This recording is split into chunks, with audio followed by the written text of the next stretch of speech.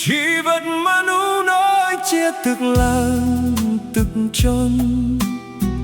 ពេលខ្លះឡើងខ្ពស់ពេលខ្លះរសាត់ឯកោតាមចរន់អ្នកមានសម្បត្តិប៉ុណ្ណាក៏គេចមិនផុតពីធូលីកាលវេលា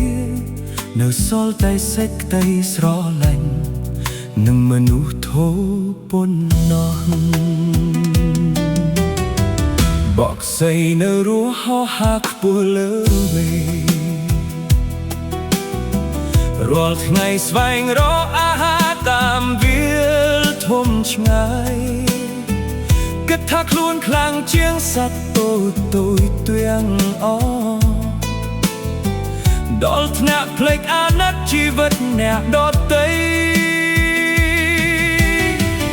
តែមួយថ្ងៃស្លាប់បាក់សៃនោះឈប់បងដេកស្ងៀមលើដីត្រជាក់ក្នុងរសៀលភ្លៀងធ្លាក់ស្រមោចតូចដែលគ្មាននរណាចាប់អារម្មណ៍បែកជានាំគ្នាបកគ្រប់ដណ្ដប់សាកសពនួអ្នកណាដឹងអនាគតថ្ងៃក្រោយទន់លេខត្រូវក៏មានទឹកស្អាតទឹកល្អក់ថ្ងៃនេះឈរខ្ពស់លើគេសែងអាយដួលធ្លាក់ក្រឡំបាក៏ថាបាន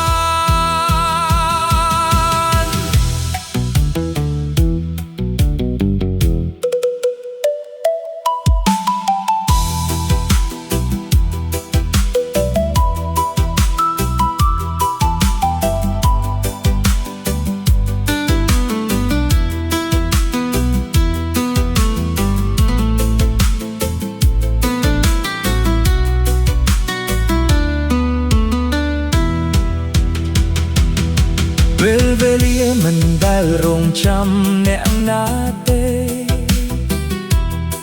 ដោយទឹកហូរកាត់ស្ពានយ៉ាងស្ងៀមស្ងាត់ថ្ងៃនេះនៅមានសំណាយសប្បាយរីករាយ